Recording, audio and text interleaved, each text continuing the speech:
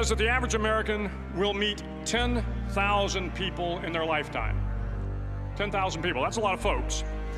But if every one of you changed the lives of just 10 people, and each one of those people changed the lives of another 10 people, and another 10, then in 5 generations, 125 years, the class of 2014 will have changed the lives of 800 million people.